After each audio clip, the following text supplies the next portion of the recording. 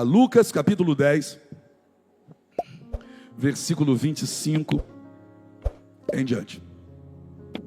E eis que se levantou um certo doutor da lei, tentando-o, e dizendo: Mestre, que farei para herdar a vida eterna? E ele lhe disse: que está escrito na lei? E como lês? E respondendo ele, disse: amarás ao Senhor teu Deus de todo o teu coração, e de toda a tua alma, e de todas as tuas forças, e de todo o teu entendimento, e ao teu próximo como a ti mesmo. E disse-lhe: respondeste bem, faça isso e viverás. Ele, porém, querendo justificar-se a si mesmo, disse a Jesus: e quem é o meu próximo? E respondendo Jesus disse: descia um homem de Jerusalém para Jericó, e caiu nas mãos dos salteadores, os quais o despojaram, e espancando-o, se retiraram, deixando-o meio morto. E ocasionalmente descia pelo mesmo caminho certo sacerdote, e vendo-o, passou de largo. E de igual modo também um levita, chegando àquele lugar e vendo-o, passou de largo. Mas certo samaritano, viajando, veio até ele, e vendo-o, foi movido de íntima compaixão, e aproximando-se, atou-lhe as feridas, deitando-lhes azeite e vinho, e pondo-o sobre o seu animal, levou-o para uma estalagem, cuidou dele. E partindo no outro dia, tirou 2 dinheiros, e deu-o ao hospedeiro, e disse-lhe: cuida dele, e tudo o que demais gastares, eu te pagarei quando voltar. Senhor Deus, a tua palavra é santa, poderosa, viva, e quem se reúne nessa casa, ó Pai, só se reúne porque ama ao Senhor e a tua palavra. O Senhor mesmo nos atrai aqui, meu Senhor, através desse desejo que coloca em nós, de ouvir a tua voz, de sermos direcionados por aquilo que não se lê nos livros, meu Senhor, que encontramos, meu Pai, por aí, mas só através da tua santa palavra. Que uma noite como hoje deixa de ser logos apenas escrita e passa a ser rema, revelada, penetra na nossa mente, no nosso coração, de modo que parece que estamos sentados diante do Senhor para um aconselhamento individual. É assim que o Senhor faz com a gente nessa casa. O Senhor descortina a nossa vida e fala ao nosso coração coisas tremendas, poderosas, que precisamos, necessitamos ouvir. Muitas vezes aprender, outras vezes corrigir nossos passos através do que o Senhor orienta. Pai, o que importa é que a palavra do Senhor, quando vem, produz o resultado para o qual é enviada. E eu creio que nessa noite assim será também. Os nossos ouvidos se abrem, o nosso coração se rende. Fala, teus filhos ouvem, em nome de Jesus, amém? Você está adorando a Ele? A parábola do bom samaritano. Em algumas traduções, inclusive isso está na epígrafe aí do texto, né? Parábola do bom samaritano. Tem igreja que é com base nessa parábola, né? Igreja Assembleia de Deus Bom Samaritano, Igreja Batista Bom Samaritano. Tem projetos sociais que é com base nessa parábola. Projeto Bom Samaritano, não é assim? Existem histórias em quadrinhos com base nessa parábola, a história do bom samaritano. Mas em nenhum momento Jesus chamou o samaritano de bom. Vai ler o texto. Em nenhum momento no texto Jesus disse que o samaritano era bom. Jesus só declarou o que o samaritano fez. Para chegar num bom samaritano, eu preciso discorrer um pouquinho no que está antes dele. Jesus havia enviado 70 discípulos em uma missão. E quando esses discípulos voltaram, eles perceberam que o poder que Jesus liberou sobre eles, de fato, agiu onde eles estiveram. Os demônios bateram em retirada. Pessoas foram curadas. Muita gente foi abençoada. E eles voltaram felizes e maravilhados, porque eles mesmos chegam a dizer: olha, os demônios estão se sujeitando a nós. Jesus recebe esses 70 de volta. Eles estão felizes com tudo aquilo que Deus fez através da vida deles. Mas Jesus, conversando com eles, Jesus vai dizer: olha, que bom, né? Mas digo uma coisa para vocês: não fiquem felizes assim porque os demônios estão obedecendo vocês, não. Vocês devem ficar felizes por ter o nome de vocês escrito no livro da vida. Que Jesus disse para eles é o seguinte: vocês foram lá, pregaram, libertaram, curaram, mas de nada adianta fazer tudo isso se vocês não tiverem a salvação. Então Jesus vai deixar bem claro para os 70 discípulos que foram enviados em nome dele, debaixo de autoridade, por consequência unção, que o mais importante na vida de um ser humano é a salvação. E tinha alguém por perto ouvindo tudo. Quem? Um doutor da lei. O doutor da lei que está por perto estava ouvindo o diálogo de Jesus com os discípulos, e Jesus disse: olha, fiquem mais felizes, porque o nome de vocês está escrito no livro da vida. Então Jesus está dizendo o seguinte: ó, vocês são salvos.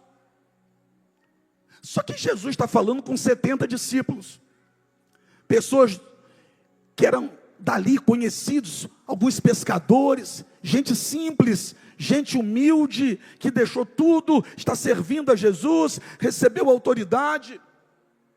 Pessoas que não tinham um nome muito conhecido, pessoas que não tinham posses, pessoas que não tinham grandes coisas, pessoas que não tinham títulos, estão ouvindo Jesus dizer para eles: olha, vocês estão salvos, fiquem felizes por isso, o nome de vocês está no livro da vida. Aí o doutor da lei está ouvindo tudo isso, está meio inconformado, porque ele é um doutor da lei. Para ser doutor da lei tinha que estudar muito. Só para você ter uma ideia, as 613 leis verbais que Deus entregou para Moisés, ele tinha que saber todas elas, e na sequência. Não bastava saber, tinha que saber ainda na ordem, para ser reconhecido como um doutor da lei. Aí vem agora o doutor da lei, Carlos, e ouve Jesus dizer que esses 70 pescadores, gente dali, gente do povo, gente simples, estão com o nome escrito no livro da vida. Aí ele olha para a vida dele, todo o esforço dele, todo o empenho dele, tudo aquilo que ele estudou, o cargo que ele ocupa, o título que ele tem, a posição que ele aparenta diante da sociedade. Ele chega perto de Jesus e, de acordo com o texto, para tentar Jesus. Olha a intenção dele, olha o coração do homem. Ele decide tentar Jesus. Ele se aproxima de Jesus e diz: mestre, o que eu faço para herdar a vida eterna? Que Jesus acabou de falar que os outros vão ter. O que eu, que sou o doutor da lei, faço para herdar a vida eterna? Aí Jesus vai dizer para o doutor da lei: o que está escrito na lei? E como você lê? Duas perguntas, parecem redundantes, mas não são. O que está escrito e como você lê? O que está escrito e qual a sua interpretação? Eu vou repetir: o que está escrito e qual a sua interpretação? E olha que Jesus está falando disso aqui lá naquela época. Você imagina nos dias de hoje? Porque hoje as pessoas leem a Bíblia e interpretam como querem interpretar. Interpretam de acordo com o seu bel prazer. Interpretam de acordo com o seu pré-requisito, com aquilo que eles mesmos querem enxergar, e não com aquilo que a Bíblia quer dizer. Aí Jesus pergunta para ele: o que está escrito e como você interpreta? Aí o homem levanta e diz: olha, amarás ao Senhor teu Deus de todo o teu coração, de toda a tua alma e de todas as tuas forças e de todo o teu entendimento, e ao teu próximo como a ti mesmo. Ele pegou todos os mandamentos e reduziu em 2. Ele foi muito inteligente. Ele reduziu sintetizou os mandamentos, colocou em 2. Amar a Deus sobre todas as coisas e amar o próximo como a ti mesmo. Aí Jesus disse para ele: respondeste bem, faça isso. Olha o que Jesus vai dizer para ele: você respondeu muito bem, então faça isso. Você não quer ser salvo? Faça isso. Você não quer ter vida eterna? Faça isso. O que Jesus está dizendo para ele? Você sabe, você só não faz. Você conhece a palavra, você só não pratica. O que Jesus está dizendo para ele é o seguinte: o que adianta conhecer a palavra e não praticar a palavra? Já que você conhece, o doutor da lei, vai lá e faz, que aí você vai ter o que você está me perguntando, a vida eterna. Aí olha o que está escrito no texto: ele querendo justificar-se. Justificar-se ele quer dizer para Jesus o porquê que ele não está fazendo ainda. Por que ele não está cumprindo os mandamentos? Ele tentando justificar-se, ele faz uma pergunta a Jesus: mas Senhor, quem é o meu próximo? Quem é o meu próximo? O que ele está dizendo para Jesus é o seguinte: olha, eu sei que eu tenho que amar o meu próximo como a mim mesmo, mas eu só não fiz ainda porque eu não sei quem é o meu próximo. Foi por isso que eu não fiz. Eu não fiz não é porque eu não quero fazer. Eu não fiz porque eu não sei quem é o meu próximo. Aí Jesus vem com a parábola. É aí que Jesus decide contar uma história. Entenda uma coisa? Sempre que Jesus contar uma história, é porque você vai estar dentro dela como algum personagem. Você entendeu ou não? Sempre que Jesus, pastora Fabiana, contar uma história, é porque você está dentro dela como algum personagem, alguma coisa ele quer dizer para você. Sempre que você me ouvir pregando aqui a palavra de Jesus, nessa casa, você vai conseguir se enxergar dentro da pregação. Porque se você não conseguir se enxergar dentro da pregação aqui na Semeando Amor, não faz sentido que eu estiver pregando. Então vamos para a história do samaritano, que a gente diz que é bom, mas que Jesus, no momento nenhum, disse que é bom, mas a gente entende pelas atitudes dele que era. O texto vai dizer que um homem vinha pelo caminho, e quando esse homem chega no meio do caminho, aparecem os ladrões, os salteadores. Nesse momento, meio de caminho, esse homem estava sozinho. Diga aí, sozinho. É porque tem gente que até começa contigo, mas não tem disposição para seguir do teu lado por muito tempo. Tem gente que no começo começa do seu lado, mas nas primeiras dificuldades vão ficando para trás e deixam você seguir em frente sozinho. Então esse homem está fazendo um trajeto e quando ele está no meio do caminho, ele se vê sozinho. Eu creio que ele não saiu de onde saiu sozinho, mas em algum momento pessoas foram ficando para trás. Por quê? Tem gente que começa contigo, o problema é que já decidiu que não vai chegar muito longe, mas você vai chegar longe. Ele está no meio, já andou bastante, e nem todo mundo está disposto a andar bastante do seu lado. Nem todo mundo está disposto a caminhar muito para estar com você. No meio ele está sozinho, e quando ele está sozinho, nesse caminho aparecem ladrões. Onde é que os ladrões estão? No caminho. E eu não sei se você vai entender, mas vai lá. Nem todo mundo que está no caminho para somar com você. Tem gente que está no mesmo caminho, mas é no intuito de atrapalhar você. Nesse caminho da vida, nem todo mundo que aparece é para te ajudar. Tem gente que aparece nesse caminho, nessa estrada da vida, e é simplesmente para te arrebentar. Os salteadores aparecem no caminho onde tem alguém caminhando. Só que eles não estão caminhando. Eles aparecem no caminho. O intuito deles é só roubar. Porque nem todo mundo que aparece no caminho é para te ajudar na caminhada. Eles aparecem no caminho, mas não estão caminhando. Interessante isso, que eles roubam esse rapaz. Tiraram tudo que ele tinha. Então deixa. Já roubou, deixa. Mas eles não se conformam apenas em roubar. Eles roubam, tiram tudo que o rapaz tem e ainda bate tanto no rapaz que deixa o rapaz sem condições de se levantar. E de acordo com a Bíblia, fica no chão meio morto. O que é isso? Sem forças para reagir. Então o intuito de quem apareceu nesse caminho não era só roubar, mas era impedir quem estava caminhando de caminhar. É porque tem gente que não quer caminhar, mas também não quer que você caminhe. Tem gente que não quer avançar e também não quer que você avance. Agora perceba o texto. Tiraram tudo dele. E depois que tiraram tudo dele, deixaram ele ali. Tiram tudo e não levam ele junto. Tiram tudo e deixam ele ali. Quando percebem que já não tem nada mais para tirar dele, deixa ele no chão. Quando percebem que não podem tirar mais nada dele, deixam ele para trás. Quando percebem que já arrancaram dele tudo que poderiam arrancar, descartam ele. Olham para ele e descartam ele. Por que descartam? Porque não dá para tirar mais nada dele. Já que eu já tirei tudo dele, então ele já não me presta mais, já não serve para nada, já não serve para mim. Deixa aí, porque não serve mais. Eu vou falar, mas você tem que ter estrutura para aguentar. No Brasil, na década de 90, se estabeleceu a cultura dos descartáveis.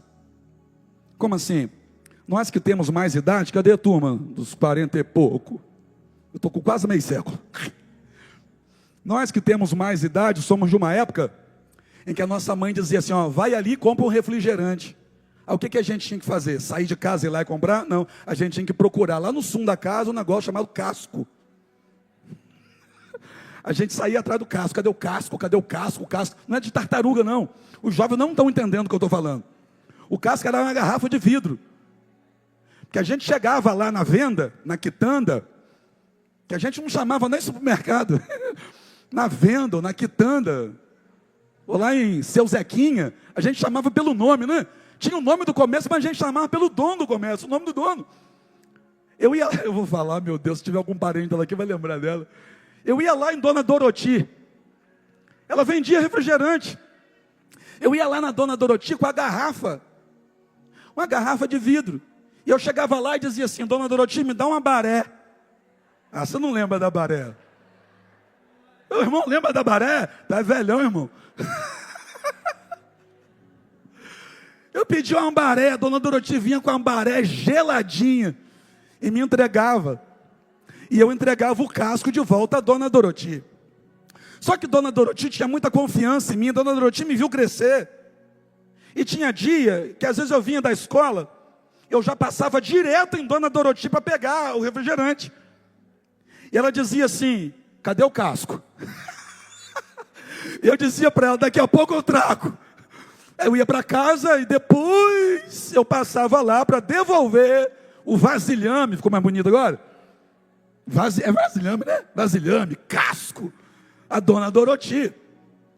Quando a gente ia para a feira, Adalto, a gente ia para a feira, vamos para a feira, vamos para a feira. Fátima falava assim, Adalto, hoje a gente tem que fazer a feira.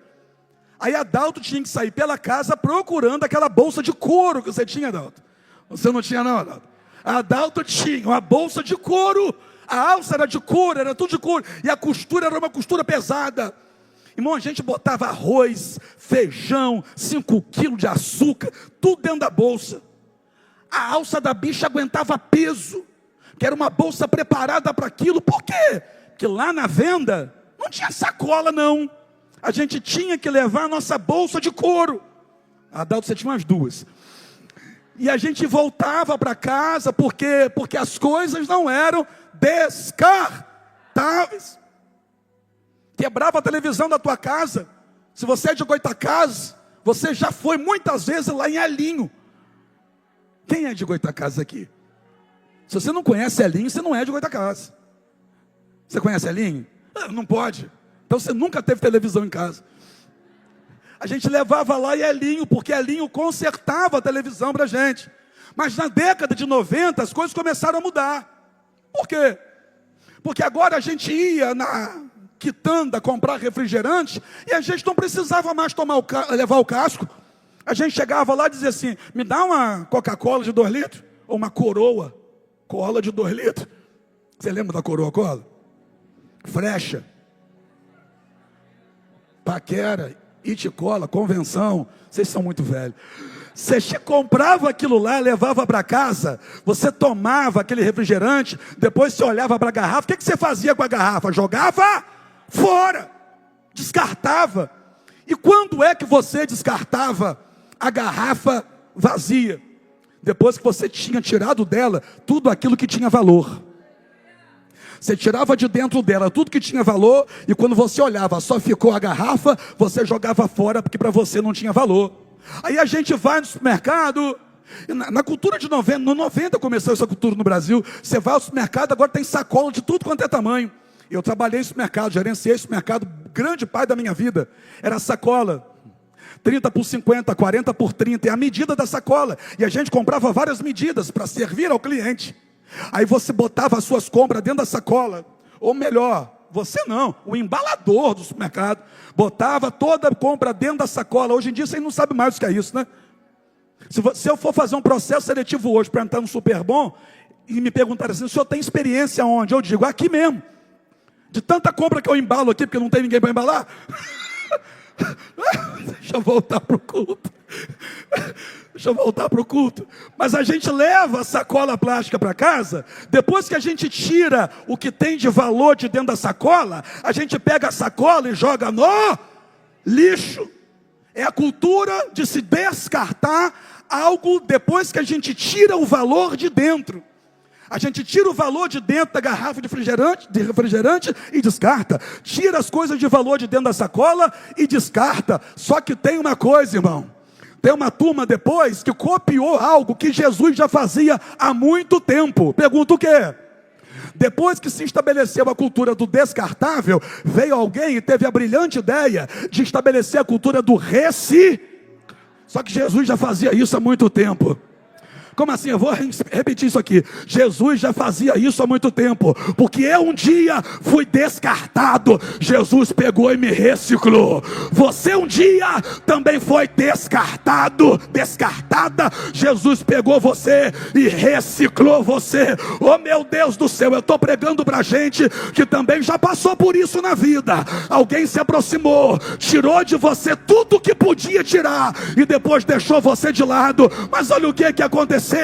Ao invés de você ir parar no lixo, Jesus te pegou, tratou de você, te lavou, te reciclou, te colocou aqui dentro e vai te colocar no luxo.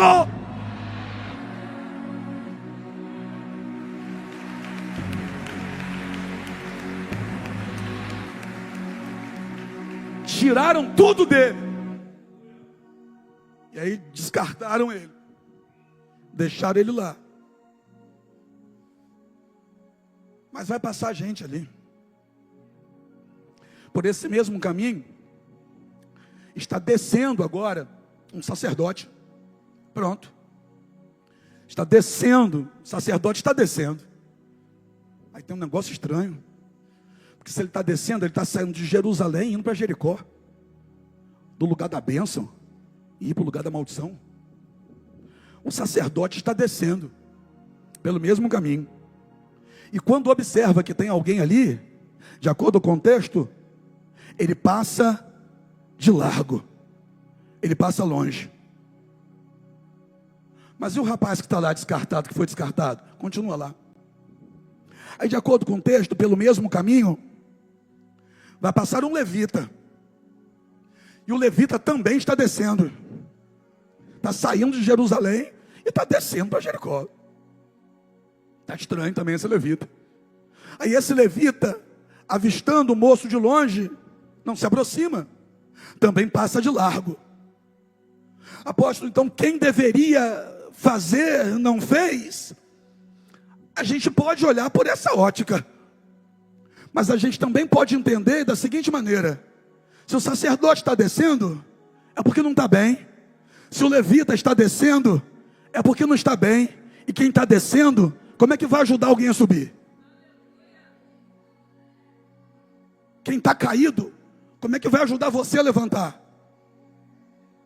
Quem está na depressão, como é que vai ajudar você a sair de uma? Quem está destruído, como é que vai ajudar você a se reconstruir? Não é que eles não queriam. Eu prefiro olhar para isso e dizer, eles não estavam em condições. E tem muitos momentos em nossa vida que a gente se frustra com pessoas, sabe por quê? Pergunta para mim por quê? Porque a gente está esperando receber de algumas pessoas algo que elas não estão em condições de dar. Não estão em condições de fazer por nós.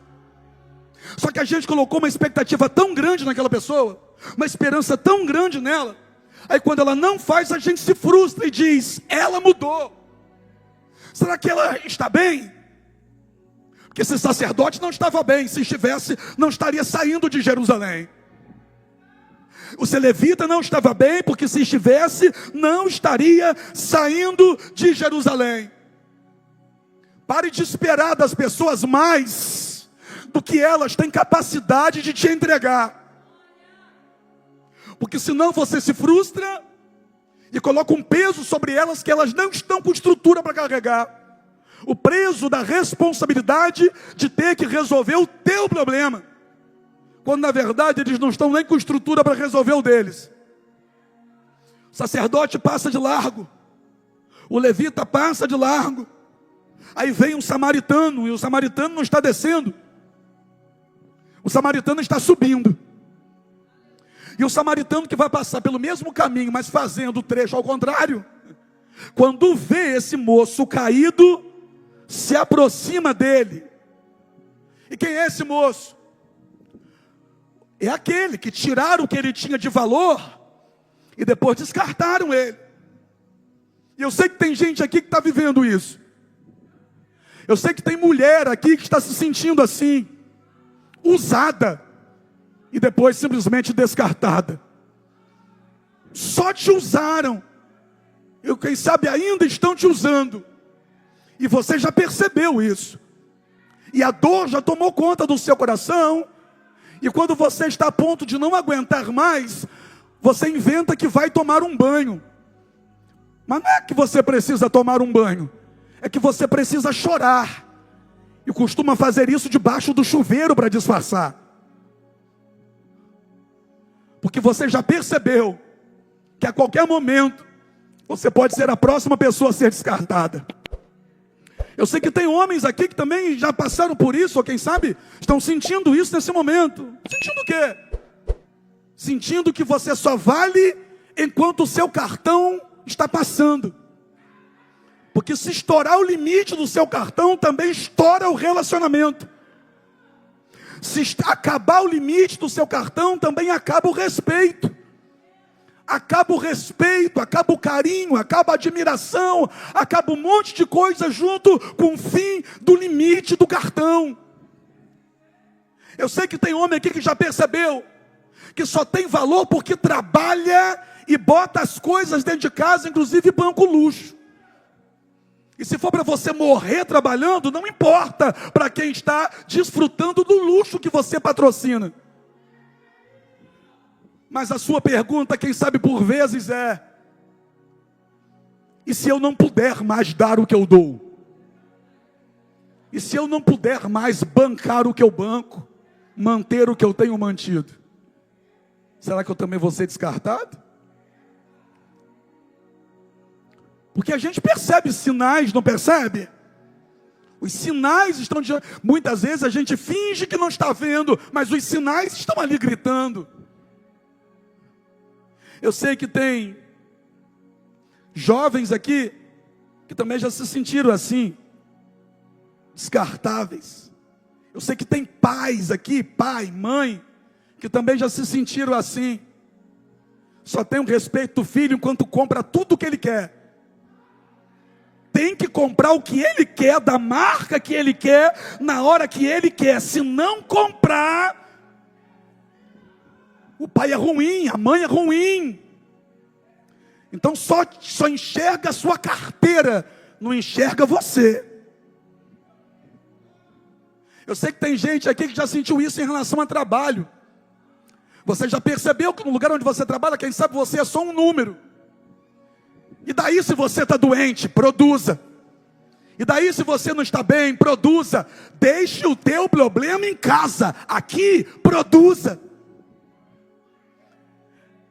Você sente que a qualquer momento você pode ser substituído por uma máquina qualquer. Que nunca foi sobre você, mas é sobre o resultado que você apresenta. Já aconteceu com você coisa assim? Trabalhar numa empresa durante anos e de repente, do nada, ser demitido. Como se fosse um mulambo qualquer.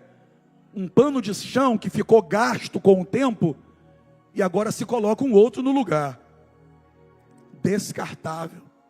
Mas fica tranquilo, aquele que é perito em reciclagem, aquele que é perito em reciclar e que deixa melhor do que era antes, está na casa e vai pegar você na mão hoje. Olha o que o texto vai dizer. Pelo mesmo caminho que passou o sacerdote, que passou o levita, caminho que esse homem fez, que os salteadores vieram, que tiraram tudo que de valor ele tinha e depois descartaram ele, nesse mesmo caminho vai passar um samaritano. Repita comigo, um samaritano. Jesus contando essa história, Jesus poderia dizer assim, ó, e o meu pai enviou um anjo lá, onde ele estava, e o anjo que o meu pai enviou, pegou ele nos braços, levantou ele, tratou das feridas dele e cuidou dele. Jesus poderia contar essa história assim.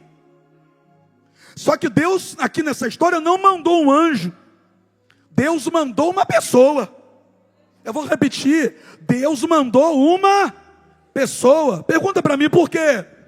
Porque se o diabo usa pessoas para te ferir, Deus vai usar pessoas para te curar.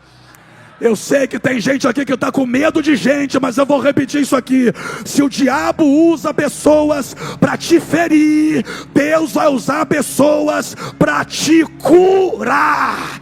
Quando Deus quer abençoar alguém, Ele dá coisas. Quando Deus quer transformar alguém, Ele dá pessoas. E Deus nesse tempo decidiu não só te abençoar, Deus decidiu transformar a sua vida. Quem está comigo para dar glória a Deus?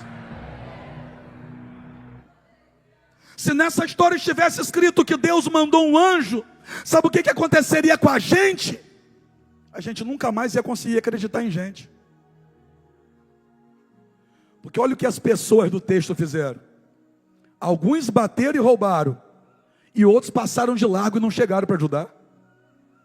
Então, se aqui nessa história estivesse dizendo que Deus mandou um anjo, a gente teria dificuldade de acreditar em gente. E a gente ia dizer, Senhor, manda um anjo, porque em pessoas não dá mais para acreditar. Mas vem Jesus e traz essa história aqui, que o próprio Pai usou uma pessoa para ajudar quem ficou caído à beira de um caminho. Eu não sei quanto a você, mas Deus vai colocar pessoas especiais na vida de muita gente aqui. Deus vai colocar gente na sua vida, que o abraço dessa pessoa será cura para você, o diálogo com essa pessoa será cura para você, uma mensagem dessa pessoa será cura para você. O diabo usou gente para te maltratar, mas Deus vai usar gente para te abraçar. E pode ser quem está do teu lado. Eu vou repetir, pode ser que ele já esteja usando quem está do seu lado nessa noite. Chegou o samaritano. E o que o samaritano fez? Está no texto. O samaritano veio trazendo azeite e vinho e deitou sobre as feridas do moço que foi espancado e ficou no chão meio morto. O samaritano tinha vinho, o samaritano tinha azeite. E tem momentos em nossa vida que a gente quer pedir ajuda de qualquer um, gente que não tem nem o vinho e nem o azeite. Se não tiver o que você precisa, ao invés de te ajudar, vai te atrapalhar. O sacerdote não parou porque ele não tem nem azeite nem vinho na mão.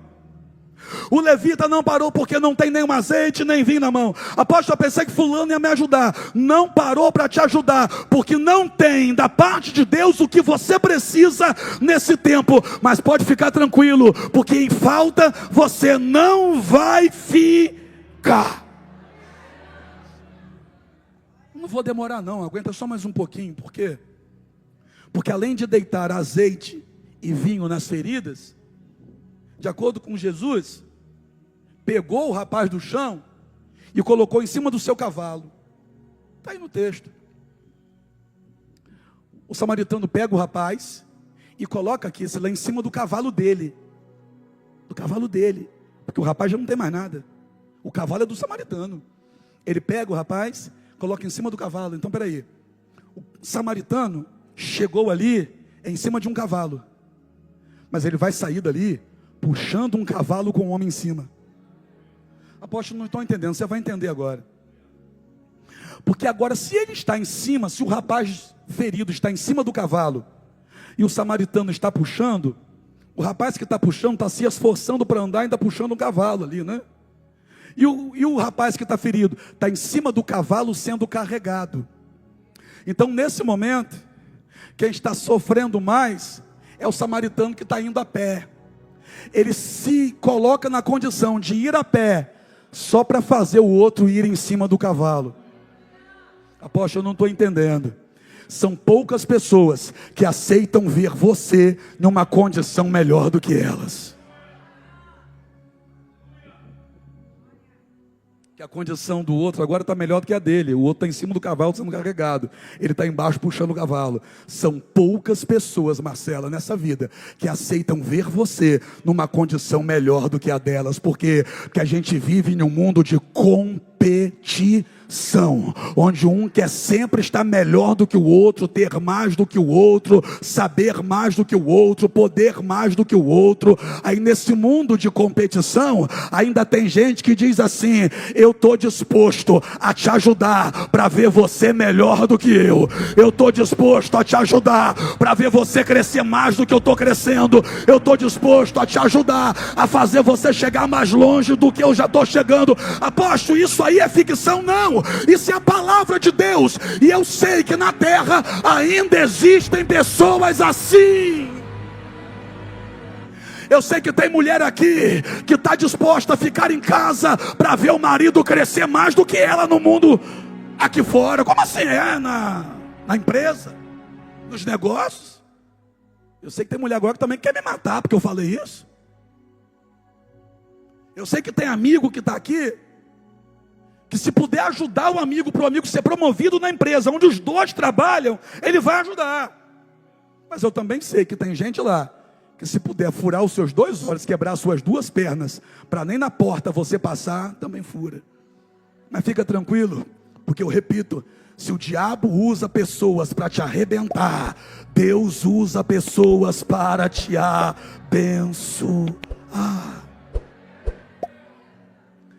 Leva o rapaz, pastor Vitor, até uma hospedaria. Olha o que o texto vai dizer. Chega na hospedaria, cuida dele. E olha que interessante que a Bíblia diz. No outro dia, repita comigo, no outro dia. Eu achei isso lindo. Isso. No outro dia, pegou 2 dinheiros, entregou ao dono da hospedaria e disse assim: se ele gastar mais do que isso, quando eu voltar, eu pago. Mas vamos lá. No outro dia, como assim? Passou a noite toda cuidando do rapaz. Eu vou repetir. Passou a noite toda cuidando de alguém que foi descartado para morrer. Passou a noite toda, não só curou ali, não só ministrou azeite e vinho ali onde ele estava, mas passou a noite toda cuidando dele, porque só saiu da hospedaria no outro dia. Eu estou pregando para gente que vai viver uma experiência tremenda hoje. Como assim? É porque esse culto de hoje não vai terminar aqui. Deus vai continuar cuidando de você hoje lá dentro da tua casa, lá dentro do teu quarto. Ele vai continuar cuidando das suas feridas, lá lá no teu ambiente, Ele vai continuar cuidando de você. Pode ter certeza, tem gente aqui que vai ter dificuldade para dormir, mas não vai ser insônia, vai ser a presença de Deus dentro do quarto. Deus hoje cura você por completo. Deus hoje vai sarar tuas feridas. Deus hoje vai continuar cuidando de você na tua casa. Quem está crendo nisso aqui? Estou terminando.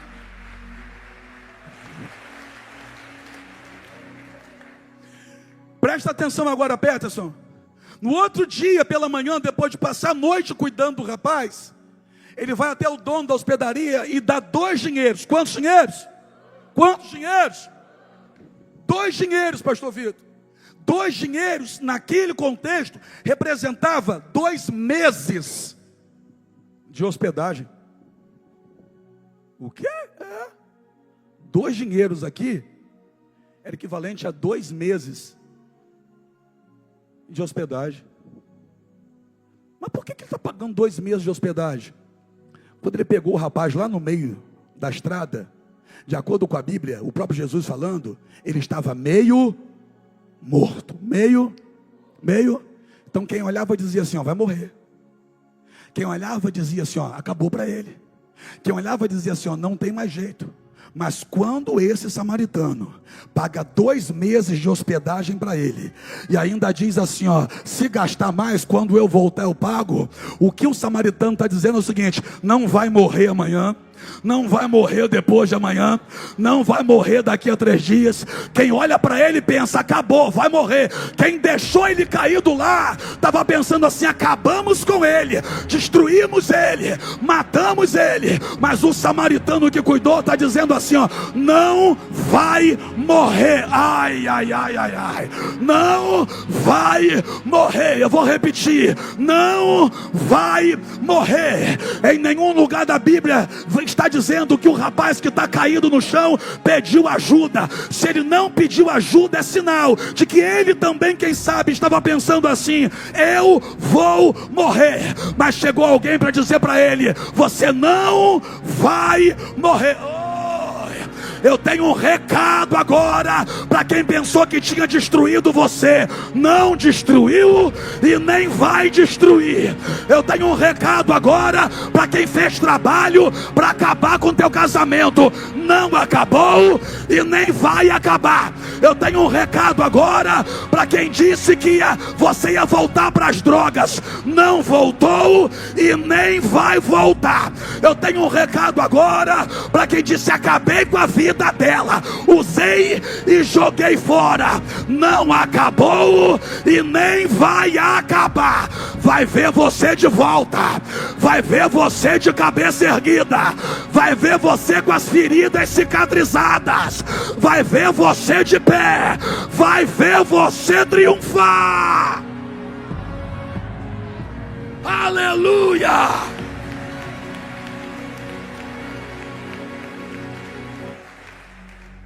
Aleluia! Uau! Descartaram você, mas o bom samaritano chegou e te pegou.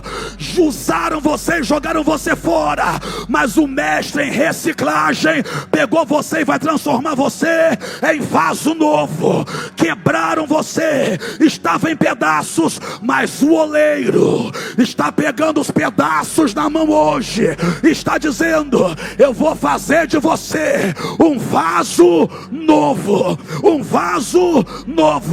Alguém saiu, te deixou para trás, ainda saiu contando vitória. Enganei a boba, usei mais uma, disse que amava, tirei o que ela tinha, usei, levei para a cama, fiz e aconteci e deixei de lado. Usei mais uma, mas Deus está te dizendo, você vai estar de pé, a tua vida será abençoada e a segunda parte será muito melhor do que a da primeira. Aleluia! Apóstolo, mas e o que fizeram comigo? Se concentra agora no que Jesus chegou para fazer.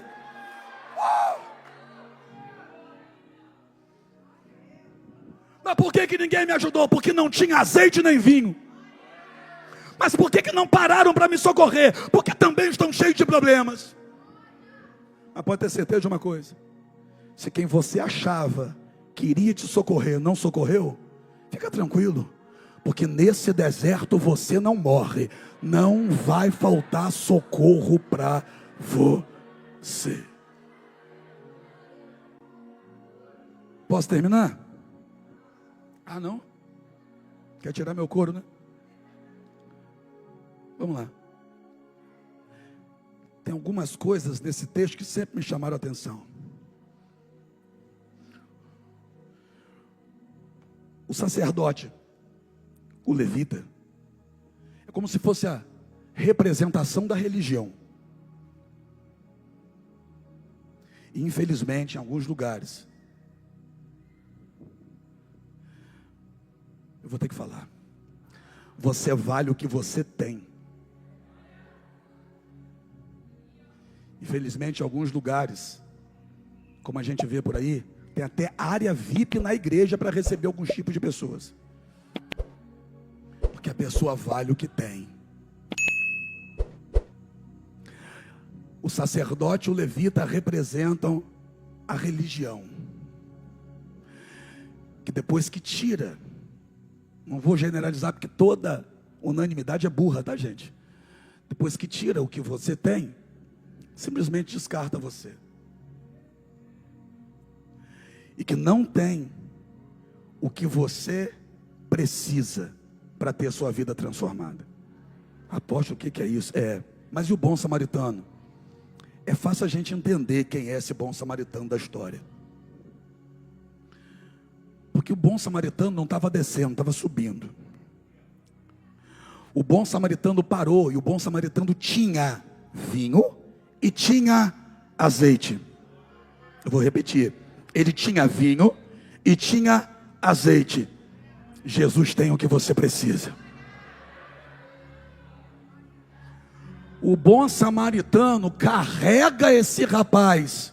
Tem hora que Jesus tem que carregar a gente, porque sozinho a gente não aguenta aí. O bom samaritano chega de uma hospedagem e deixa o rapaz, e ainda fica ali dentro com ele, cuidando dele. Jesus te trouxe para a igreja, está aqui dentro cuidando de você. E quer ouvir mais uma só para a gente terminar? Pergunta o quê? Quando ele sai, ainda volta, ainda chega dizendo assim, ó: cuida dele aí, porque eu vou.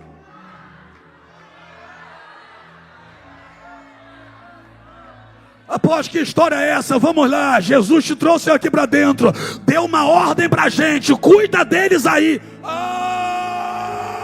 Como é que é? Jesus te pegou lá fora, caído, no chão, descartado. Usaram você. Jesus te pegou, te colocou aqui dentro, disse pra gente assim, ó: cuida deles aí, porque eu vou.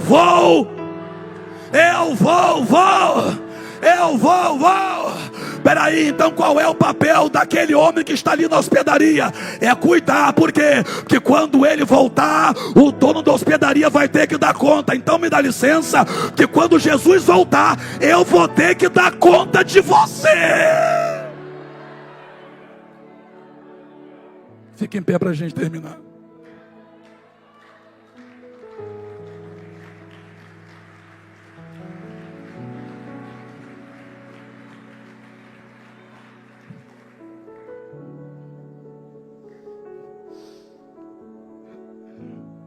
Foi difícil, não foi?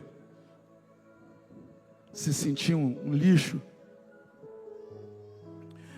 Enquanto tinha aquele empregão e dinheiro na conta, tua casa estava assim, ó. Também picanha na churrasqueira, baré gelada, garrafa trincando, coroa cola, paquera, Coca-Cola. Gostou agora, né? Guaraná, Antártica. Boa, né? É. Refrigerante menos que você tinha lá era suquita. Estava tudo muito bem. Picanha. Como é que é? Coração da alcatra. Aprendi com ele. Coração da alcatra, linguiça cofril. Ó. Aí a casa estava assim. Aí depois que você perdeu tudo, você quem sabe também perdeu todos. Porque em alguns momentos da nossa vida é assim. Apóstolo, mas eu estou na presença de Deus, por que Deus permitiu que eu perdesse? É porque foi a forma que Deus encontrou para mostrar para você que você estava sendo enganado. E Deus não estava gostando de ver você sendo usado. Deus não estava gostando de ver pessoas se aproximarem de você só para te usar. Nunca foram sobre você, é sobre aquilo que você tinha para dar. Mas aí Deus permitiu, a minha dor é momentânea, fica tranquilo. Daqui a pouquinho a picanha volta para a churrasqueira, a Coca-Cola volta para o freezer, a Bareca não vai voltar mais, que já passou muito tempo. Mas o que eu quero dizer para você é que foi uma batida no quebra-mola, aquela que ajeita tudo. Uma freada para ajeitar a bagagem na mala. Necessária. Eu sei que doeu, mas foi necessário. Eu sei que foi difícil, mas foi necessário. Ou aquilo acontecia, ou você ia continuar sendo usado.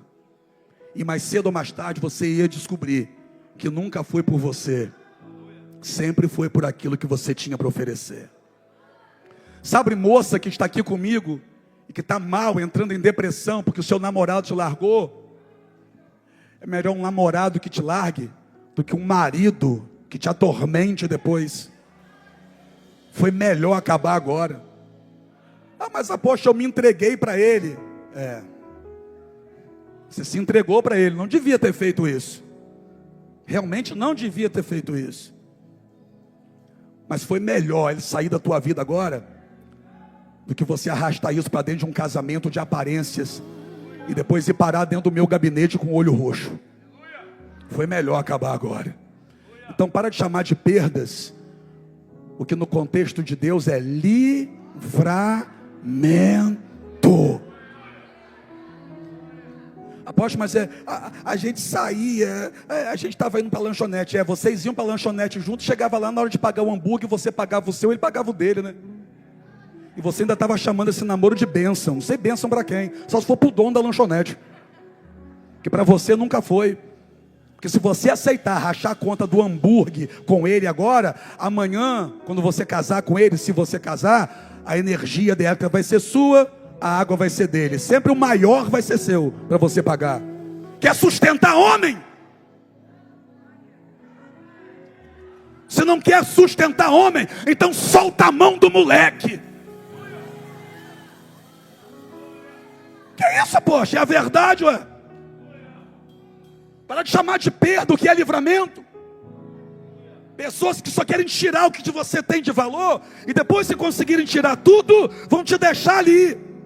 Deixa eu só dizer uma coisinha para você, jovem menina. Teu corpo vai mudar depois que você engravidar. E será que ele vai querer? Porque se nunca foi por você, pode ter certeza que ele vai procurar o próximo para ele usar. Deixa eu falar para os homens agora, senão eles vão querer me pegar na saída. Ô varão, mulher que quer que você trabalhe igual um jumento, para te sangrar, não está nem aí para você. Se você morrer trabalhando, o que importa é que vai deixar pensão, para bancar o luxo, mas nunca se preocupa com você, não te pergunta nada, não pergunta como você está, não quer saber como é que foi seu dia, só quer saber se o dinheiro está na conta. Que isso, varão? Você é muito melhor do que isso, irmão. Você é muito melhor do que isso. Para de chamar de perda o que Deus está dizendo. Eu vou fazer livramento acontecer na tua vida. Eu quero adorar a Deus. Quem mais quiser, vem comigo, vem comigo, vem comigo.